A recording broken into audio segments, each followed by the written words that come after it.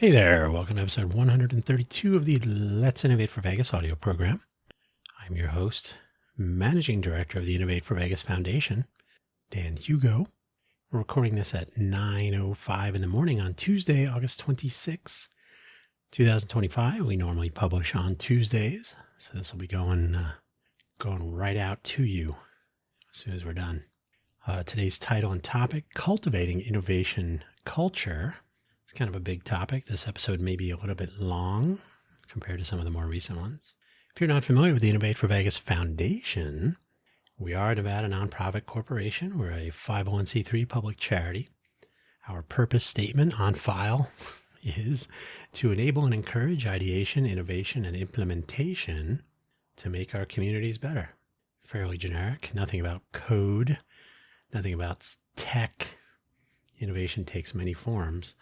And what really makes innovation go is a culture around it.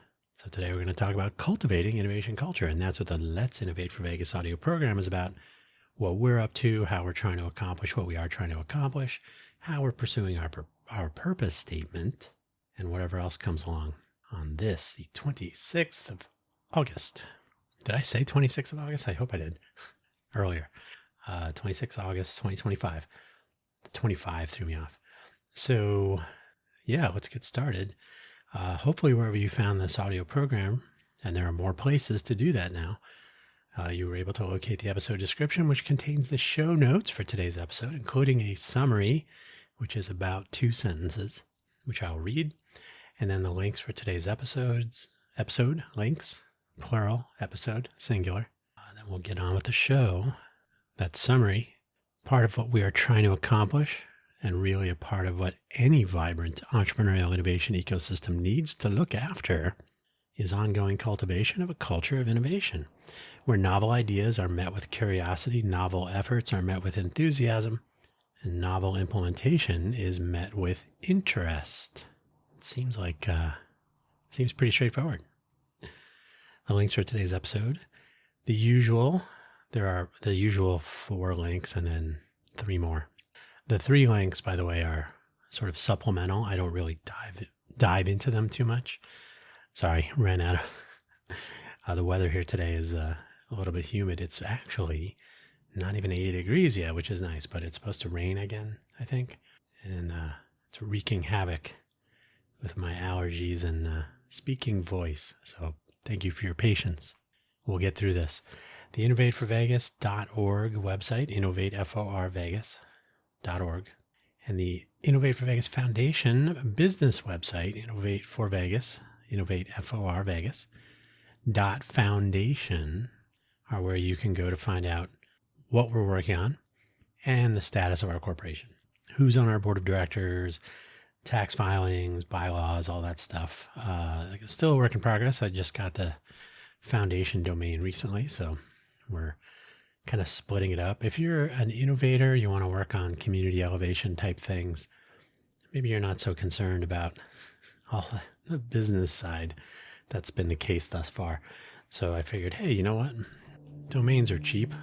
Let's make a directed engagement sort of web presence that addresses the two audiences, the creative, innovative, community elevating characters near and far, and then the people that are interested in the business side, the 501c3 status, the business ID, all that sort of thing. So that's all. 2 websites, no waiting. projectact.info. I like to mention that. It's not really relevant for today, but I do like to mention it out there in the world. The autonomous cohort tessellation, project hyphen. The hyphen is next to the 0 on most keyboards. Project-act.info, where you can go. Actually, that website really needs a lot of work. Maybe don't go there yet. But the autonomous cohort tessellation is aimed at connecting cohorts of civic volunteers and maybe other organizations so that they may connect, communicate, and collaborate. So it's essentially a discovery tool, platform, method. Absolutely a work in progress, but aimed at connecting other civic volunteers, civic tech, other similar organizations. Google and GitHub searches really don't help. Agileforvolunteers.org Agile, FOR volunteers.org is our Agile First Principles inspired tools and methods for volunteers and for not only programmers. Agile was developed by and for software engineers, programmers. This is developed for everyone who wants to volunteer their time, effort, and expertise towards community elevating projects. Also a work in progress. That website has a little bit more stuff on it. But even though those last two, the Project Act and Agile for Volunteers, even though their websites need some work, the links are floating around. That's why I mentioned them. The 3 links for today's episode, which again are supplemental, they're not really totally a part of today. The Things We Make is a really interesting book by Dr. Bill Hammack, Hammack. It's a Goodreads link about the book, so you can probably find links to it on Wikipedia as well. It's a really interesting book. It's about engineering method. Engineering can apply to different things. A lot of engineers can do. You can be a custodial engineer. You can be a food engineer. You can be a potables engineer. You can do a lot of things and call yourself an engineer. It's basically creative application of different processes to apply what we've learned. I have my engineering degree myself in more computer and technology oriented stuff. But engineers are known to be sometimes outside the box thinkers, maybe even a little bit innovative now and then. It would be a mistake to say that engineering is just applied science. And that's one of the points raised in the book. I read the book a while ago. I was actually just thinking the other day, I should grab that one again. From my local library. Libraries are great places. Hopefully you know where yours is and you have a library card. Lost in Austin is another book. It's by Alex Hannaford, and it's about the transition of Austin, Texas, from a sort of cultural epicenter with the UT Austin crowd, so it tended to be a little bit more of a college town. But it's also the state capital, so a nice juxtaposition of maybe some more conservative government thinkers and some more liberal tech and other. Everybody I know that went to UT, University of Texas at Austin, was in the tech sector. But for better or worse, Austin sort of became the other Silicon Valley for a while, the nerd bird and so on. I think I mentioned that. This is the only one that I actually sort of get into a little bit. So Lost in Austin is about the impact of that transition, turning Austin from keeping it weird to pricing people out and crushing the culture as it was. It's gone through a lot of changes over the years. So Lost in Austin, it's a pretty good book. It could be a better book. It could be a better read, but the subject matter is interesting. So that's why I read it. Your mileage may vary. The Things We Make, though, definitely a good book. If you have any sort of inclination towards building things, making things, being innovative, definitely recommend that one. Finally, a Wikipedia link. I haven't had a Wikipedia link in a day or two. A Wikipedia link to the Eureka page. Eureka, the TV show that was on Sci-Fi. At one point spelled SCIFI, and then later SYFI, I think. Sci-Fi. Eureka, 5 seasons. I think 4 complete seasons, and the 5th one was a little bit shorter, I think, if I recall correctly. From 2006, so it's a while ago, but it's a whole town or city based somewhere, either in Oregon, Washington, or California. There were references to all 3 of those, so somewhere in that part of the country. A whole town dedicated to the application of science and then engineering and basically innovation. On steroids even. I mean, a lot of serious innovation that was maybe dangerous.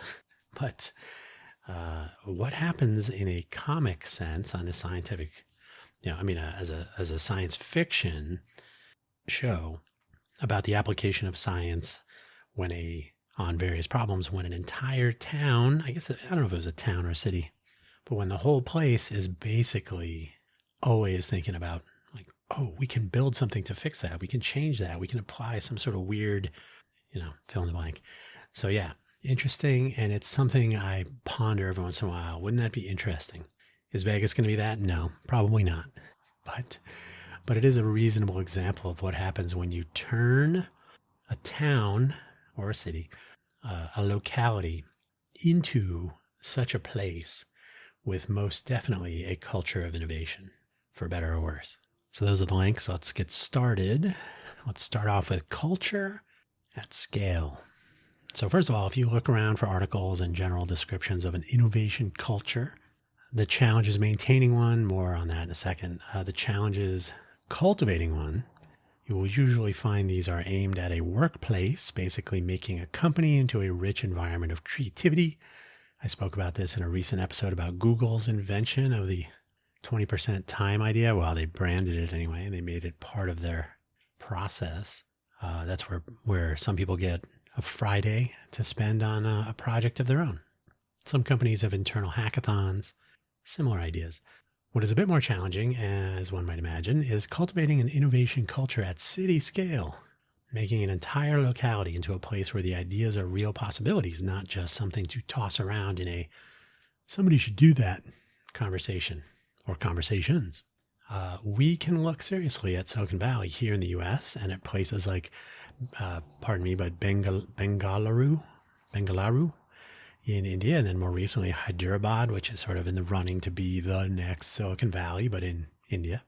The places like this are evolving into innovation hubs, and other places around the U.S. like Austin and Research Triangle in North Carolina, maybe a few others. And then other places around the world, Shenzhen, or basically a lot of Guangdong in China, some places in Vietnam, some places in Europe. Dublin is kind of coming on strong. Maybe throughout history, where invention did seem to take place in clusters now and then in different parts of the world. Persia was a fairly progressive place when it came to innovation. Cairo, I always say that's kind of been an innovation hub for a couple thousand years when it came to building large buildings with heavy things. I provide the link about Eureka, and it's, again, a sci-fi show about the old days when innovation was cooler. So why not make a TV show about it? A little bit more interesting and entertaining than what was the nerds, the physicists people? I didn't like that show. I try to put it out of my mind. I was going to say Third Rock, but that's totally different. Obviously fictional, humorous, and also dramatic imagination of a town built on an innovation culture as foundation, and which is pervasive. So everybody in the town was kind of on the same page, except for the sheriff. When he first gets there and he gets the badge and he's, oh, I guess I can help out here, but he's a little bit overwhelmed. We cannot dive too deeply into the dramatic elements, the intrigue and whatnot. The one never knows. We do have Area 51 up the street here in Greater Vegas, so you never know. But it was a television show after all. So, it is what it is. We're not going to go picking it apart too much, but there is something to be said by way of example about a place where competence, some eccentricity, brilliance, and of course innovation were taken as norms throughout the town, a place of possibility. I have to be honest, I don't remember if I do have anything in my notes about maintaining a culture of innovation, but a culture of innovation will almost certainly feed back on itself. So let me see if we talk about it specifically. If not, this would be the section, building versus cultivating. There are those who believe that community building is a thing. Community building. I think this is a fictitious notion like centrifugal force. We always say centrifugal, but it's technically centrifugal. The real action is cultivation, like the real centripetal force in that analogy. The cultivation part, not the building. Building is kind of fake. You're not really building something. Where we attempt to create an environment in which the pieces in place. There we go. I usually make a Lego analogy, so pieces, the Legos are, anyway, the pieces in place, and fingers crossed that we end up with something, that some innovation will take place, that people will see, that they will, if you build it, they will come, that sort of thing. The working example I often use, especially because it is maximally compatible with the use of ecosystem, is farming. I can build a farm. I can install sensors and make a smart farm if I want. I can have great climate and access to, well, I hope I have great climate anyway, most of the time, and access to water and nutrient-rich soil. I probably need to add fertilizer, so a little potassium there, potash, to make that soil viable at this point, this many decades into our over-farming situation. And I might need to look at pesticides and other defensive measures to keep my crops safe. And then I need to plant seeds and look after them. I have cultivated my farmland, and now I hope for the best. If everything works out, crops will grow. The crops grow themselves. Make no mistake. I have cultivated a high potential parcel of farmland in a vibrant ecosystem with the necessary elements, making this more likely. But my crops grow themselves. I have set the table, and I'm letting them do their thing. Similarly, cultivating a culture of innovation in a locality really begins with building that platform, ensuring the resources and sometimes the lack of obstructions that enable the ideas and innovations to flow, to move, to grow as people interact and take action are there. The lack of obstructions being there as well. So you need the resources and you need to get things out of the way. If you look at how Silicon Valley became the place that it is, or the place that it has been for a few decades now, we look back at the gold rush of the mid-1800s, believe it or not, and the people who lived in the area who were interested in things like telegraphs, vacuum tubes, and, well, they happened to have a level of intellectual curiosity that aligned with resource availability.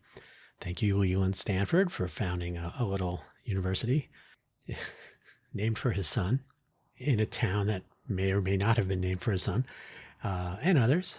I don't know if it was Palo Alto at the time but Stanford is Stanford, we know. Later, access to capital, thanks war economies, and maybe even a good cultivator like Dr. Frederick Terman, who returned to Stanford as World War II was ending. He was often called the father of Silicon Valley. I've already talked about him in the past. He's done a lot of good stuff, or he did a lot of good stuff.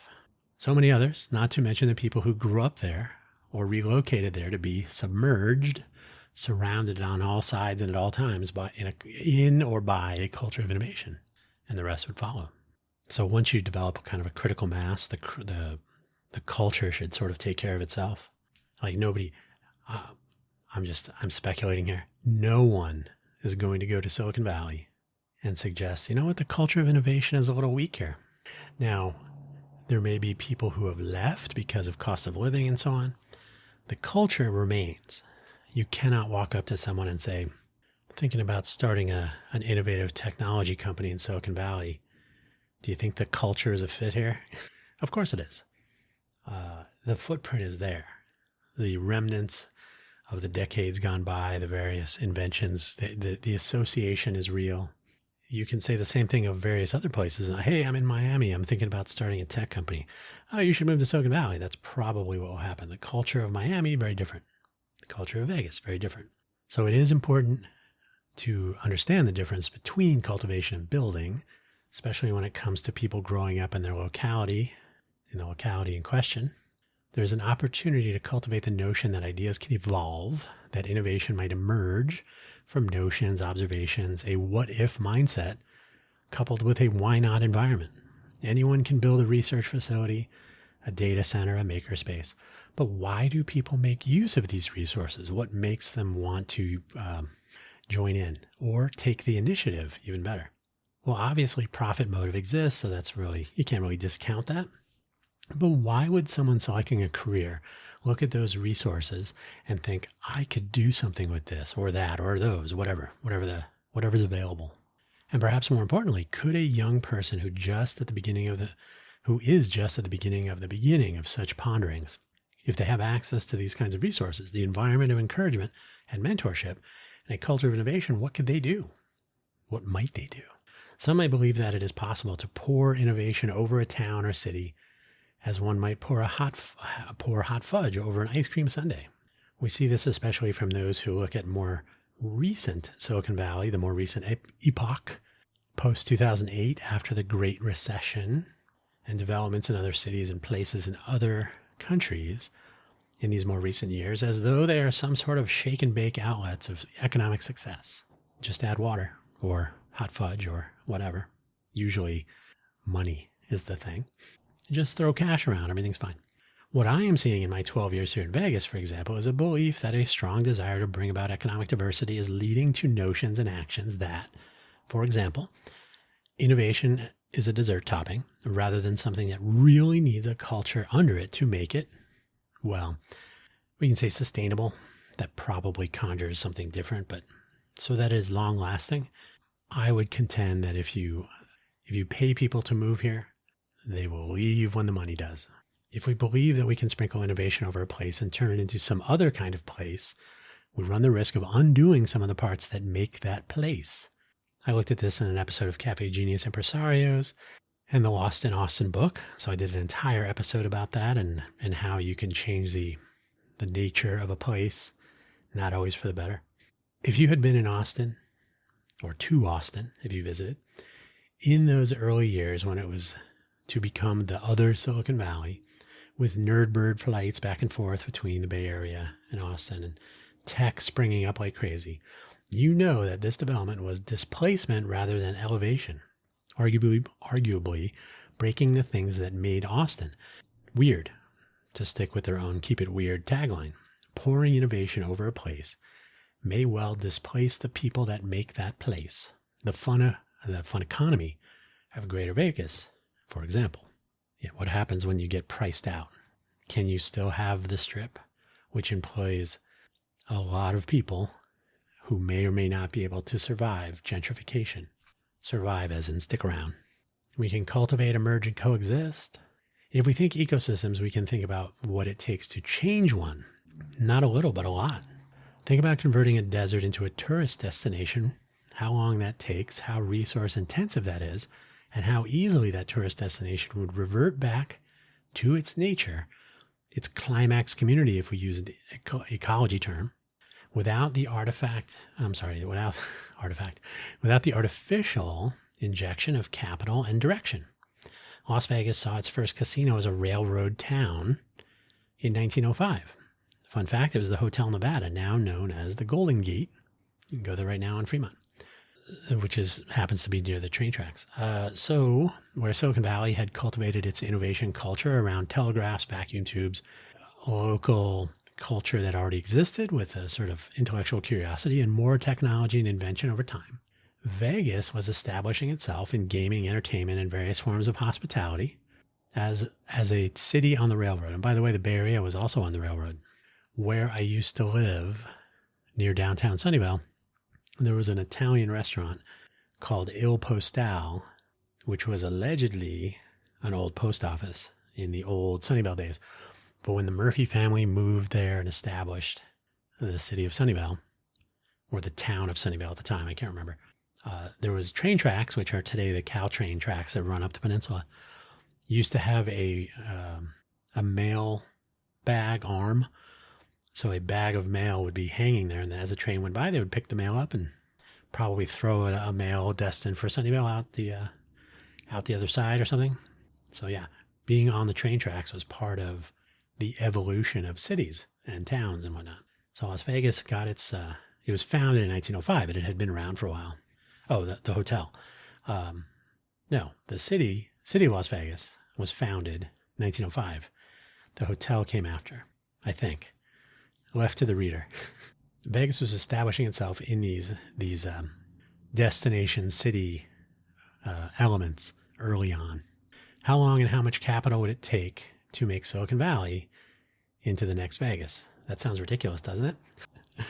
Silicon Valley is the next Las Vegas. No, but Las Vegas is the next Silicon Valley? Well, of course it is. I read that on LinkedIn 100 times. Let us be honest. There is a lot of potential with weather and existing attractions and culture that Silicon Valley could actually be the next Las Vegas in a form. But who could afford to work there for their version of a fun economy? If you move to Silicon Valley as the next Las Vegas, you're going to need a lot of tips. Or you're going to have to learn how to code. Oh, wait, no, that one's off the table. I don't happen to believe that, but let's move on. If there is a sincere belief that the economic diversity of Greater Vegas can come from pouring capital over the top and watching an entire ecosystem sprout, I don't know if that's true. Not to mention biomedical tech, media production, recently referred to as Hollywood 2.0, and of course the fantastic notion that Greater Vegas is a global hub of innovation which rivals Silicon Valley. Maybe someday, maybe. We do have a lot of people visiting here with good ideas, and we have a lot more people visiting here who could try out those new ideas. Surely there must be some time and energy focused on establishing a culture to underpin this change that everybody thinks is happening, to make it long lasting. But is there? Isn't there? Is there? Isn't there? One of those. Suppose there is a look into elementary and junior high school age groups. Perhaps consider whether the public education infrastructure in Southern Nevada is helping to establish that fertile ground, the farmland from which our local innovators will emerge, so to speak. Are we cultivating a culture of innovation so that this is something that is simply a part of the people who make up Southern Nevada into the future? The notion that ideas can,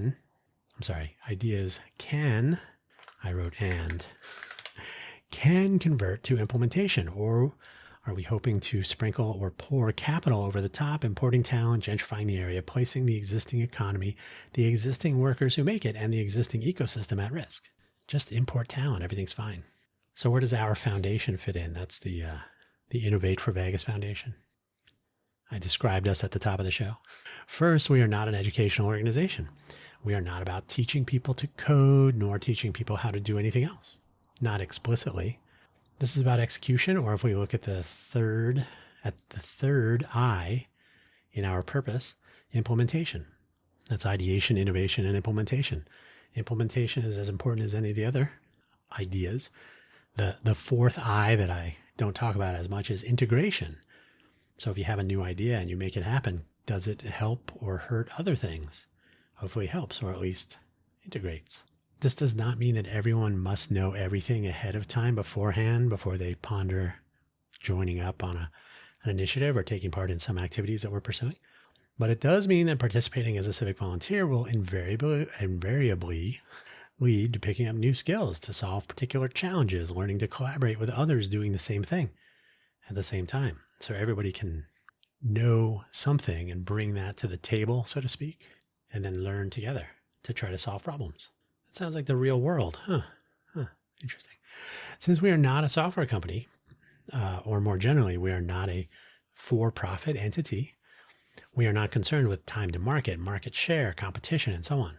Instead, we have and are continuing to pursue an environment where people who want to collaborate with their existing skills and interests and learn new ones through these interactions can solve real problems, elevate communities, not only here in the greater Vegas area, but elsewhere, and add real job and life skills to their CV. That's curriculum vitae, a view or telling of their life, not to mention some recognition and celebration if we can make our mark here. Oh yeah, the Innovate for Vegas Foundation, didn't they fill in the blank? Since we are not, as a business, and remember, we are a Nevada nonprofit corporation, so there is a nonprofit business entity to maintain. Since we are not for-profit and all that, we are not competing against other businesses as a business. We can reach out to peer organizations in other places and collaborate or cooperate or really share our innovations with anyone in the open source universe. And this universe is not only software. As more and more people and cohorts grow to understand the value of collaboration in open fashion. Now, picking a license, that's a different headache. Open hardware designs, open software, open data, there's more. So what would we like to see? This is the last section, but it's the longest, maybe the longest section I've ever created for any of my audio programs. But you can make it, I promise. Nested bullets. So you know it's a good one. What would we like to see? Why are we doing all this? Start with why, says Simon Sinek. There are a few things that we could do here. There are a few things that we could do here in Greater Vegas to enable our innovation culture to flourish. I don't mean we, our organization. I mean we, everyone, you listening to this. Cultivating is a team effort. So I do not mean we as in our organization, but we as in people who want to experience a more functional innovation culture here in the Greater Vegas area, or anywhere really. Before we remind you, or maybe tell you for the first time, if you've never heard this audio program before, of our ideas and initiatives, and by the way, they all could use some tuning up, some updating, some proaction. Here are a few things that might be worth pondering. And we say pondering because these are not even suggestions necessarily. It turns out innovation in general sort of begets innovative ideas, and maybe those ideas are about innovation. So maybe some seeds here, some things to start with, some brainstorming, but really it is about enabling and encouraging self-improving notions to feed back into the culture itself. Or as I like to say, don't tell, if you want to have people performing innovation, don't tell them what to do. They'll figure that out. Enable them with the tools and resources to turn that ideation into innovation and implementation. Such an idea. So here are some ideas to get the juices flowing, so to speak. And then we'll end with some of the things that we have on our plate. Some ideas. I'm going to start, and this will sound a little odd, but hang on. Fewer organized, structured meetups with sign-ups and more impromptu or ad hoc meetups. This requires more interaction out and about, which means more local social interactions. This is actually something, I don't mean actually like be surprised. Some people think I'm anti-Downtown Project for some reason. Not the case. This is something the Downtown Project got right in the downtown Vegas area a few years ago. Among several things they did get right. They got some things wrong too. We'll figure that out. Learn from it even. That would be nice. And while serendipitous collisions, that's a bit optimistic. That's hard to make a business case for. Being out in the world and running into real people doing their real things in their daily endeavors is generally good. And Greater Vegas is still small enough to make this practical. The downtown area was essentially a large college campus, and not even the largest. It was reasonably sized. That was one of the upsides to that approach. Proximity breeds conversation. And from there, a lot of things are possible. No, oh wait, I got to check Meetup first. No, you don't. Go talk to humans. More recognition of local innovation, local startups, local efforts, local traditional press does very little here. And the influencer and content creator environment is skewed so far to the fun economy that nobody would ever know there is anything but. If you're only watching Norma and Jacob and the huge population of people making YouTube and Instagram Reel and YouTube Shorts and TikTok videos and whatnot, how often do people talk about the real innovation going on here, unless maybe a self-driving vehicle mishap or something? Who knows? This really does begin with recognizing youth activities, starting with things like FIRST and VEX robotic competitions and more, but it continues all through all levels of startup, whether it's a solo startup effort or a little mini, 2 or 3 people co-founding, bootstrapping, whoever got funding from the latest round of this or that. And by the way, we don't really have a lot of accelerator and incubator action. That is more of the business side, not the culture side, but that is maybe something to look at. But just being excited about these things, getting that word out there, it should be a topic of discussion, not a mystery. How about some way to move away from the reflexive 21 plus mindset that comes up all too often when it comes to innovation gatherings and celebrations of accomplishment or any of these things? Yes, adults enjoy meetups with adult beverages and whatnot, but innovation does not begin at 21. You do not need to be this old to be innovative and entrepreneurial even.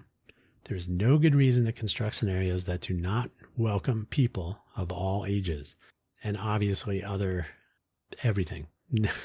Keeping people out is a bad strategy, period. I know, easier said than done, perhaps, but we need to start somewhere with this. Stop. Oh, insurance. Oh, it's already been arranged. Sorry, think, people, think. Being 21 is not magic. You're preventing someone from proactively participating in the whole entire innovation notion for 21 years. Something of a reality check. Hype in the form of LinkedIn posts making declarations are not the same as accomplishment, nor are they necessarily reliable predictions. How many times have I heard people, oh, this place is going to blow up. I read about it on LinkedIn. This is an easy way to spell out. Oh, what's coming, maybe some ideas. But it seems unlikely we will get away from this mindset. Hey, I should read my own notes sometimes. I'm saying it. Doesn't mean we're going to do it. It's easy to say, not as easy to make that happen. This is a culture shift in the other direction. Stop posting on LinkedIn. Get out in the world and interact and intersect. Whenever possible, and this may require the GOED, the Governor's Office of Economic Development, to jump in, maybe with the LVCVA, the Las Vegas Convention and Visitors Authority. Local innovation should be on display whenever it would be appropriate at trade shows, on the streets, in the buildings, in the various venues that we have around, the large casinos, the small outlets and venues, where this is, but where it would be possible in conventions and in that setting. so that people visiting here will see these things. In other words, CES Eureka Park, for example, should have more than 0 local innovators showing off what they are pursuing. CES 2025, 0 Vegas presence that I could find, and I spent 2 days at Eureka Park. What on earth is that? We can do a lot better, and we have recently shown that may not be the case. But when it comes to this, there must be a Vegas presence. And I'll be honest, I have left this one out. We need to also showcase failure. That's another topic for another time, and it's something I've talked about in that other show I do, Cafe Genius Impresarios. Failure is an indication of attempt. Attempt is an indication of proaction and an innovation mindset. The Harry S. Reid Tech Park in various phases of construction near UNLV, where Blackfire and the Cooperate co-working space are found in the one main building that you've probably been to or seen. That's a good beginning. And basically the outside world and local people who do not pass by the tech park site need to know where some innovation potential is being enabled and lean into it. Maker spaces may or may not have caught on. My sense is they really haven't yet. The Becker Tech facility on the west side seems to have lost some luster. I could be, and I hope I am, wrong about that. When I last checked their calendar, they didn't really have much going on. Hopefully that will change now that the school's back in session. I actually could probably have checked that today, but good luck finding, hey, where's the Becker Tech calendar? Oh, okay, well, you're going to start looking. Basically, innovation for the masses might make it easier or more likely that someone who has some ideas, who's not yet 21, can actually try those ideas out. And no, not everything is a piece of software. Not everything can be created with a drill press or a 3D printer. So we could also try to expand the innovation notions just a little bit in this regard. I always say you can innovate with food. You can innovate with pizza. There's a whole trade show about pizza here in Vegas. So innovation can take many forms. It's not just code. It's not just 3D printers. There are more ideas, but we should keep this episode down to a reasonable time. My clock says we're at 42 minutes. By the time I truncate the silences, the pauses, it will probably be right now. After that, it'll probably be more like 40 minutes, 39, if you're checking. So come find me. Let's talk. If you want to hear more of my ideas, I got tons. Some of them even good. For our part, as our foundation, as our nonprofit, as our Nevada Nonprofit Corporation, there are a few ideas we have on deck in the form of initiatives and potential collaborations here locally. In the latter case, if we find some interest, we can pursue initiatives with just me. I'm not saying that's the case, but that is the case for now. I have mentioned challengers many times. Challengers.Vegas. In the context of a new school year, this may be a good place to start. This is recognizing and celebrating probably students with parental permission and parental involvement, recognizing and celebrating the activities that young people take part in the way of challenges, hackathons for prizes usually. The 2 examples I give, the NASA Space Apps Challenge, the largest hackathon in the world, and the U.S. Congressional Apps Challenge. There are so many more. It's difficult to keep track of. When people participate in these things now, if you check the local press, I think yesterday, the day before, local puts $5 in a slot machine, gets $1 million. That's very exciting. There is no similar coverage for what I just described. So we can change that. We'll start with a website. Talks is something we tried, stalled out by a bad collaboration arrangement that first time, but it is far, far more valuable than the halfway Ignite gatherings, which we would wager you had no idea were happening. Or had happened. I don't even know if they're still happening. Needless to say, held in a 21 plus establishment because people, for some reason, think that these are social gatherings about drinking, not community elevating gatherings about celebrating and recognizing people with ideas and stories to tell to enlighten, entertain, and inform. Enlighten, entertain, educate. I knew they all started with E. Educate, enlighten, and entertain. There you go. So Talks.Vegas coming soon, hopefully. We need some collaboration on that one. Broad information sharing is a matter of course, integrating the trove of open data, which is how Code for Vegas got its start, and that's we became Innovate for Vegas Foundation. the trove of open data available today and enabling the capture of more information awareness and intelligent use of data that the population can interact with and add to are marks of a smarter, smart city. So let's go there. Obviously, engagement with our local innovator population to collaborate on our efforts or other efforts, including as well engagement with innovators in other places. So this is us trying to do our community elevating innovation best. The bigger picture here is something I've talked about a ton. Action will speak louder than any more words along these lines. So next and two more bullet items, sorry. Our initiatives thus far are likely to be interesting to visitors. The idea is always to feature the innovators along with the innovation and lead people visiting to think, to know that maybe there is more to Vegas than the blinking lights on the strip and the sting of gaming losses. Finally, for real this time, this is not necessarily a new idea, but it is an idea that we as a global innovation hub should be examining. Not we, the Innovation Foundation, Innovate for Vegas Foundation, but the entire Southern Nevada region.